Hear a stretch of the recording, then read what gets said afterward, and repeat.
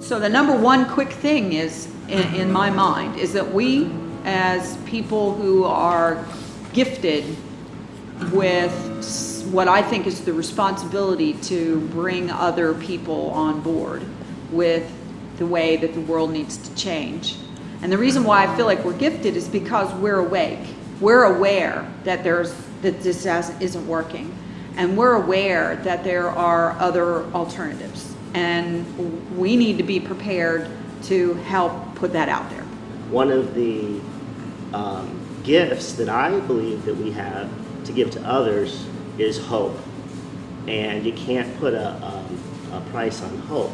Right now, I think people are losing hope individually and corporately because of all of the stress. But if we have this vessel, you know, that's supposed to hold water, if we find a hole in it that don't hold water, so why should we even use that, like saying that, like, you know, to justify to people when we're talking about all this stuff, how we can't fall back to using something that has a hole in it.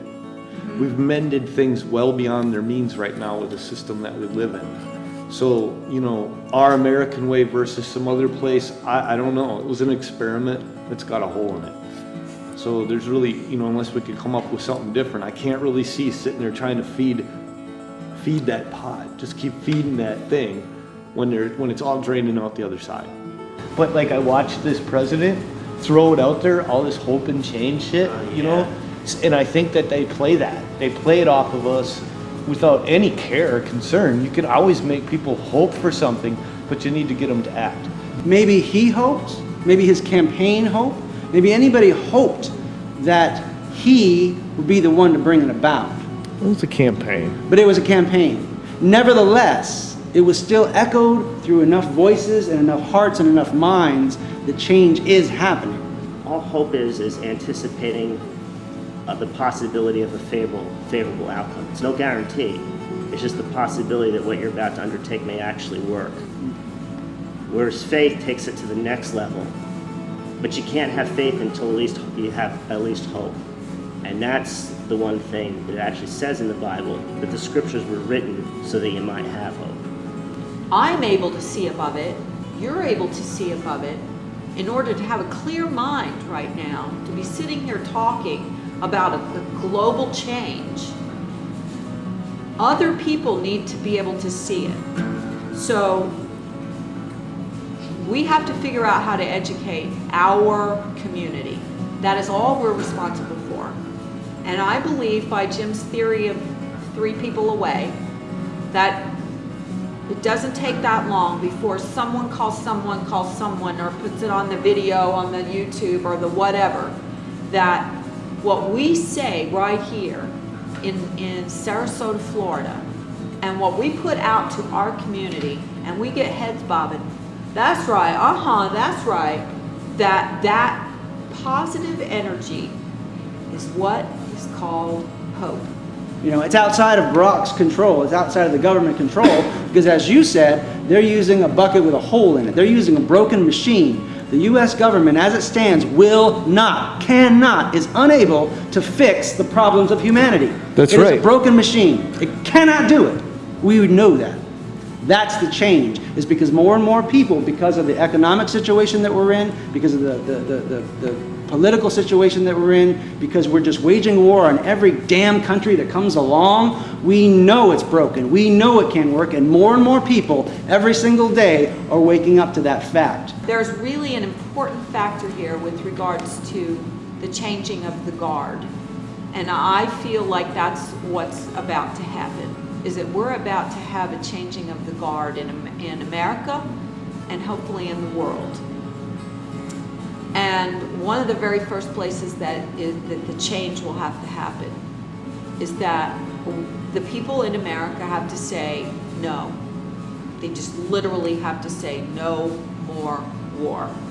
There isn't a child alive in America right now that cannot remember what it was like to live in America without war. That makes me want to cry. But to see how that has nothing to do with nothing more than just power. So in a fear-based system, it's going to create a fear-based economy. where people react instead of act. So you can spend as many trillions of dollars as you want because it doesn't matter. It isn't about money. It's about oil. It's about resources. That's what we're after. And I, for one, as an American, don't want to be a bully in the world. You can come up with whatever reason you want to call it, that we are going to other countries to help them with their civil rights and their human rights and everything else, but it's crap. We're only going there because we want their stuff. If I give allegiance to this country and we have the power and the resources to end seeing pictures of people with their jaws missing, that why the fuck shouldn't we do it? If we can care about in our own country dogs and cats that get left on the street, life, liberty, and pursuit of happiness. That was based on something completely different 300 years ago than what it means now. But it's still unalienable. And, you know, beyond that, I say that it's their, you know, that isn't just an American thing. These are words that have been expressed through the centuries. Based upon the path that brought me to this point, that I still had a purpose. And I had faith in that purpose. I have believed that I have something to offer the world. And I believe that my community has something to offer me. And I have hope in that. That's where I have my hope. Not in anybody else to do anything for me. But I know that there is a universal intelligence, which I call God. And I know that it has brought this beautiful tapestry of life, and it wraps me in it every single day. And I know that, and I have hope in that. And because I have hope in that, I see it. Every great movement has a collapse historically, just like in the financial world and empires and everything. Anything that you can attribute to God that was a good thing that happened anywhere in history also has a collapse that can be pointed to men and things they did. I know that one of our parts of us, what we all want, is to be able to be interdependent and not so independent. And, you know, we have a government that tries to remind us we should be independent, even though the whole idea of the, you know, society is to be interdependent. I've spent my lifetime learning how to sell people stuff and having to deal with the fact that they may not need what I'm trying to sell them, and never ever being able to be 100% in what I was doing, because I always had that nagging feeling in the back of my mind that I was looking for my own benefit, however slightly more than theirs. I would like to know for the first time that what I was doing was because I believed in it 100%, and that I knew that everything that I needed would be taken care of because I was doing the right thing for the right reasons. People are afraid that those of us who want to change things want to go backwards to agrarian society and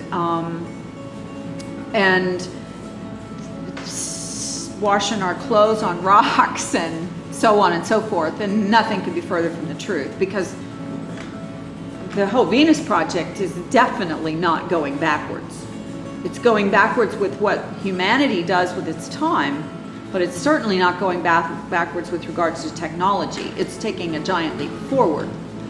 I mean, this guy, Jacques Fresco, has been working on this for so long that he literally has thought of everything. And then he's thought of things that just because he's got time and he's got all the rest of it figured out, he thought of more things. To be able to reinvent ourselves and make people believe that it's okay to do that. You can step away from what you're doing. You know, the fear of all is what needs to be broken down. Do you remember the old country doctors? I mean, these were guys that would go out to a house and help deliver a cow at 10 o'clock at night and anything. And the system turned that profession and that type of person into what we have in the medical system today. And my belief is the old-time country pastor was the same as the old-time country doctor. So it's not the thing that's corrupt, it's the system that's infiltrated the thing that's made it corrupt. Just like lightning strikes in the forest and burns it down, the destruction is part of the recreative process that's built into nature, and that's where we're at right now.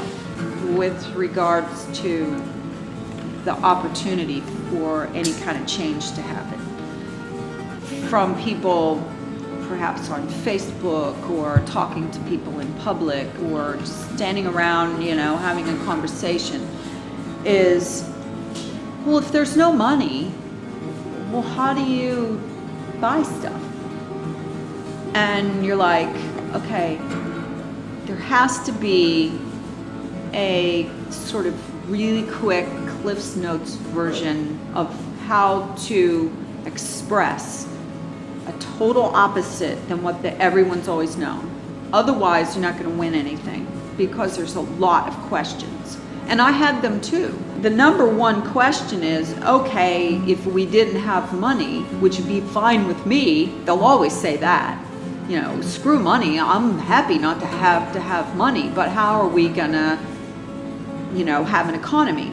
The game of Monopoly, we used to play at the holiday table with all of the members of my family. I don't remember how many there were, but it was a full table. And the longer the game went on, the less enjoyable it became because certain people began amassing larger amounts of money and it became impossible to compete with them until they had literally a monopoly and there were 2 people left in the game. Well, now, basically there's only 1 or 2 people sitting at the table, and all those people that left the table are resenting the fact that they were in a game that was designed for very few to win.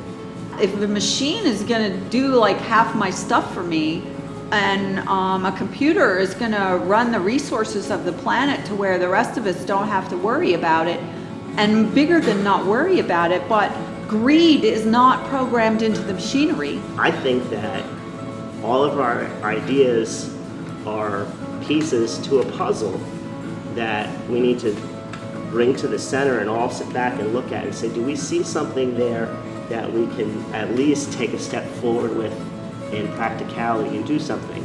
It may not look perfect, there may be arguments against it, but if there's more arguments for it, why don't we just try it and see what happens? Because until we actually take action on what we believe, nothing happens. Not everybody wants to lead, not everybody wants to follow, but some of the followers need to be made to step up to the plate because they got the ideas, they got the skills, they got all of it.